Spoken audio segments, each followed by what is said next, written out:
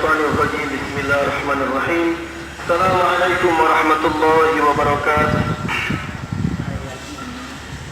Alhamdulillahilladzi jama'ana wa iyyakum fi hadzal mayyalah kita dapat bertemu di masjid raya yang sangat kita cintai ini dalam rangka melaksanakan kajian rutin kita, melaksanakan salat asar juga secara berjamaah.